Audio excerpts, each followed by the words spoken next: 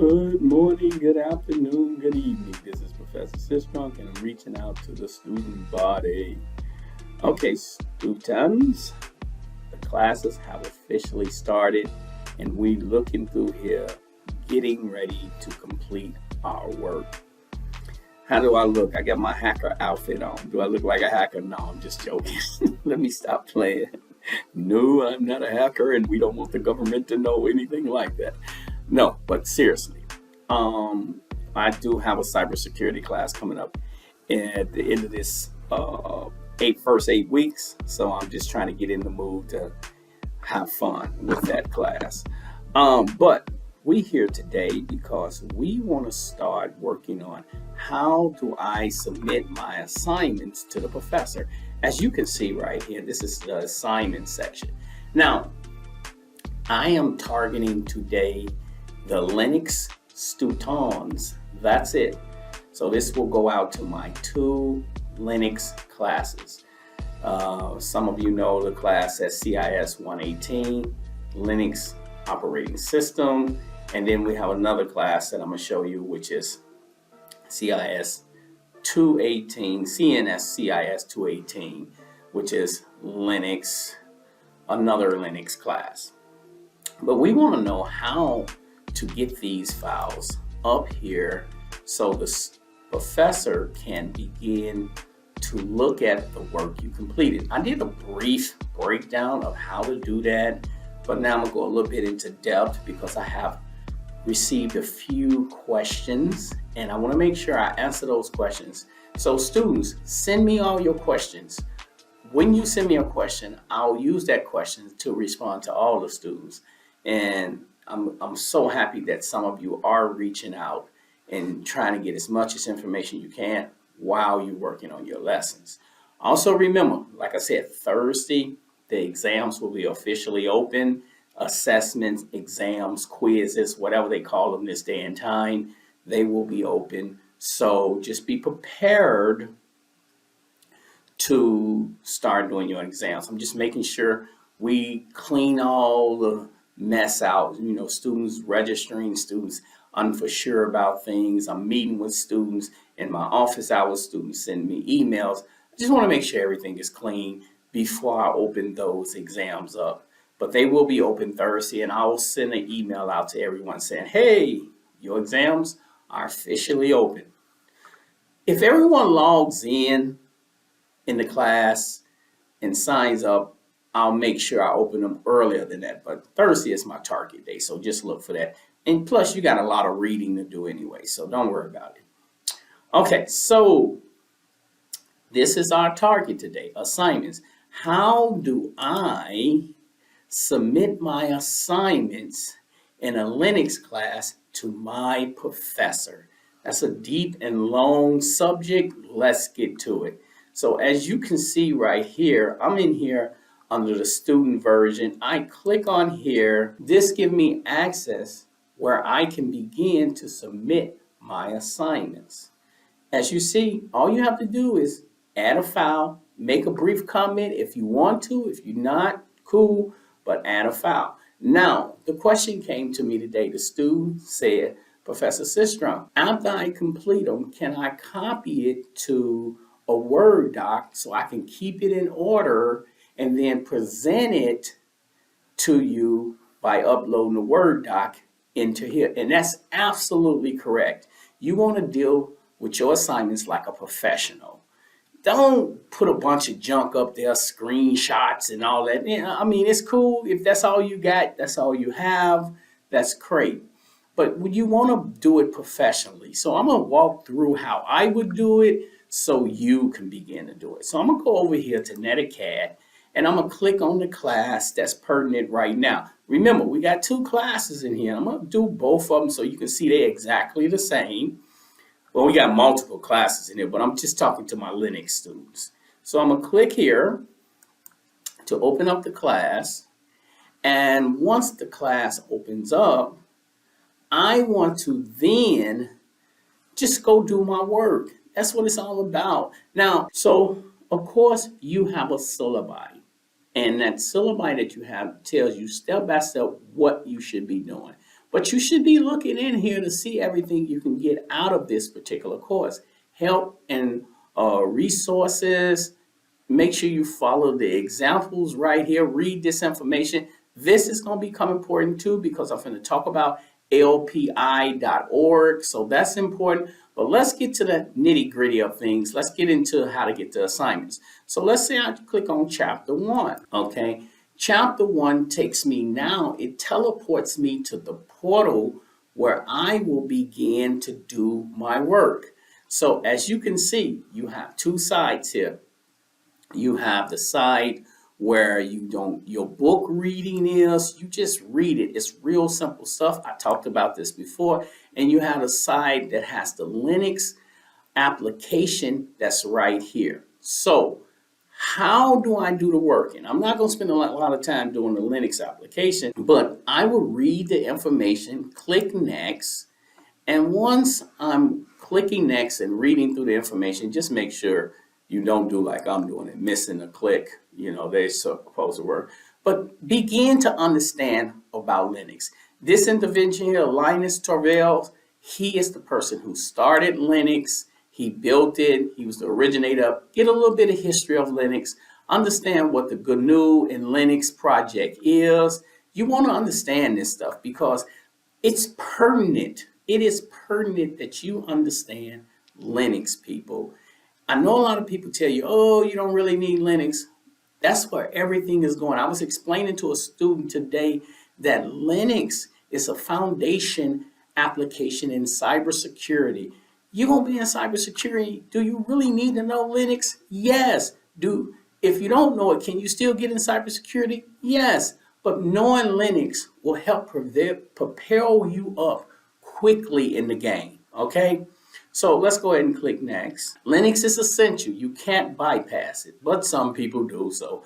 Now, it tells you how Linux was first created. This is just the history stuff, and that's okay. You want to know the history stuff, and it tells you about the different distributions. Understand, this is key in Linux. That's what makes it so dynamic. It has multiple distributions out there. And in a couple of videos on my YouTube page, you will see I show a lot about the different distributions. So I'm not going to do that here. And then we're going to go to the last one. So here we're going to talk about the CLI. Now, the way I like to break down Linux versus Windows is I like to always talk about two different cards. You have a card that is an automatic, and then you have a card that is just a manual. It's manually operated, or it's just runs on its own, So if you think about the automatic car, you get in, you turn on the engine, and the car starts. And then if you don't put your foot on the brake, it can move. But with a manual car, that means you have to operate the gears to the car, meaning that you have to do shifting. You got to shift to this gear, shift to that gear. And you have more control over the car when you manually operating it than when you just put the key in and it starts and it moves. All you got to do is step on the brake or the gas and it moves. That's what Linux is. Linux gives you a lot of more control. It actually gives you control over the operating system. You tell the operating system what you want it to do, vis-a-vis you point and click in the operating system, say, oh, this person wants this, and they give you that. Now, you have to know both of them, but knowing Linux gives you a lot more control over the system. And that's what this is all about. So as you can see right now, I got here my command prompt here. So let's go into the next section and then begin to look at some lab work. So you're going to read the chapter, you're going to have an exam, and then you will finally get to doing a lab. Now, remember, these two classes, they basically the same, just slight differences, and when I say these two classes, I'm talking about the Introduction to Linux class, and I'm talking about the somewhat advanced Linux class. In other words, 118 to 18. Okay. So, and when it comes to this one here, give it time to come up. Now, the first thing I'm gonna do is this. Of course, I'm gonna go ahead and just take a screenshot of this. This is important because it's important that you get a screenshot and be able to give it to me. So I'm gonna do that right now. So as you can see, I'm using my snippet tool. I'm gonna go ahead and click on new. And once I click new, I can come right here and get a screenshot of this. Now, you want to keep this in order, but I'm gonna deal with it from the student's point of view who wants to keep it in order and gonna put it on a Word document. So I'm gonna go ahead and click here and I'm gonna say save as. And with that, I'm gonna go ahead and save this document on my desktop, and I'm gonna give it a fake name like 1, 2, 3, 4, 5, 6. Please don't let that be your password. That would be unbelievable. Don't let that be your password. Anyway, so I have it saved. I can go ahead and close this right here. I'm gonna go ahead and close it, and I'm gonna open up Word real quick, and there go Word. I'm gonna go ahead and open it. Now, I can pull that screenshot into my Word doc once it opens up. And here it is right here. I got quite a few Word things open, so let me go right here, open that, and there we go. So I would go to Insert, Pictures, right here. And this is all I need because I'm going to show you what I would do when I receive this. I'm going to go to my desktop. And from there, I'm going to look for that 1, 2, 3, 4, 5, 6, if I can find it. And there it is. And then I'm going to say insert. Now, that's that screenshot. And what I can do is I can manipulate this as being your professor. Once I get the document, I can make it bigger so I can see everything that you have done. All I need you to do is now save this document. File, save as. Now, using proper organizational saving practices. That means you want to save it like you would do if you in the office, not just randomly put some foolishness on there. I know that sounds crazy, but some people will do that. So the first thing I would do is either start or end with my last name to let the professor know who I am. Give a space, and then I will pretty much lay out that document. Maybe it's 1 underscore 10 assignments that's on that one document, and then I would do something like this, pretty much give a name. So I'm just gonna say something like labs basic, or concepts, or anything that you can come up that will describe that particular document. But I'm gonna leave labs right there right now, okay? And I'm gonna put that on the desktop too. And then I'm gonna close that. Now that I have that document, I can go here and then I can go to click on file, add a file. I said click on file, but add a file. Go to my computer, upload, and then proceed to upload that particular document. As you can see, it's multiple documents in here. So I will have to search around to find that document, but just simply look for the document and make sure you got the right one when you upload it. As you can see, I got so much stuff in here. I'll be looking around for days, right? I'm probably gonna grab anything right now because for time constraints, but it's in here. Or I can say, do something like this and see if it'll find me. But I'm not going to do that. I'm just going to grab anything right now. But let's assume that's the document, and we just say add. And there go the document right there. Then you can put a comment in here being more specific in describing what you completed. So you can say, hey, professor, this is how much I did. This is how many documents it's connected to. Do your Word document and try to put everything for that particular section and those particular lessons in there. Try your best to separate chapter 1 from chapter 2 from chapter 3 in 3 different documents, because if you put it all together, it just becomes a mess. And then you click submit. I'm not going to click submit because I know I don't need that. And that's it. It's done. I'm going to actually get that out of there because that's important to me and I don't want to keep it in there. But you can see now that's real simple to do. It's not hard.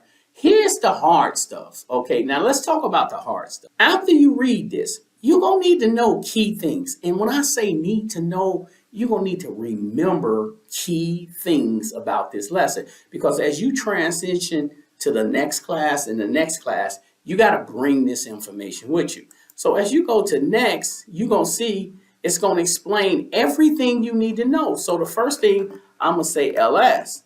If I walk up to you in the hallway and ask you, what is LS? You should be able to tell me that. It shouldn't be a stutter. How to use the different types of LS. So LS dash L and hit enter. There you go. You should be able to tell me what this means. You're going to have to break down each and every one of these. So you should be able to tell me, what are we doing here? It's right in here. It tells you right in here. But keep that. Have a cheat sheet, what you can refer back to at all times. Here go another one here. I'm not going to do that. And another one. So you get my point. You know, if I ask you, what do who am I means, you should be able to tell me what that means. Okay? So now I'm going to stop right here on this video log. This was just something brief for you to be able to understand. Now, for my students who are in my other class who may say, well, Professor, you didn't show us nothing about 218. Well, let me go to 218 real quickly so you won't feel left out. Some of you do be feeling left out. Let me stop. But it's critically important that you remember these commands, okay? This is highly important that you remember these commands. Now, for my Linux administrative students, we're going to take a look at what you have in here. And it's pretty much the same setup. You should be doing the same thing. And that's how I need the data. Now, if I don't get that, I will not give you the credit you should get. So I'm going to go into labs. Okay, once I hit labs, remember, read everything, people. Linux is so important. Do not be that person that bypasses this information. Make sure you read as much. So now we're going to go into here, okay, and we're going to type in the set command. These are your commands, the set command, and it gives you this information. Like I said, everything is in here, so it's nothing in here that you will not know why you using that particular command. Now, you notice something right here. Here's the set command, and here's the command you typed in, right? When you click in here and save your document, make sure that I can see this right here. Make sure I can see this right here. You see that up there at the top? So you're gonna come from here to here, so I can see that right there, because see, that's a different type of operating system, and I'm gonna explain that next. So when you save it, I should be able to see that. Now watch this. I'm gonna go to the other class. No, I don't need to say that, but you're gonna save it like that. I am gonna go to the other class. Let's go to the other class right quick. And so you can see that. Now these are targets for me to know that you're doing the work. Because sometimes people do weird stuff and I'll be like, oh, really? Let me see that. Now on the back end, I'm gonna see everything on the back end, but make sure you're doing it correctly. In most cases, you ain't gonna be able to do that anyway, but I do wanna see the actual, let me choose a lab right here. I'm gonna choose a lab. Give me a lab, that's 5, right? Now, watch this. Remember, Linux has different distributions. So we want to make sure now look at this right here. That says Ubuntu, okay? So remember, Linux has different distributions. I want to see Ubuntu and I want to see CentOS. The people who are doing CentOS, that's what I want to see. The people who are doing Ubuntu, that's what I want to see. This is Professor Systrom. I hope you enjoyed this lesson, and I hope this helped you get your assignments to me.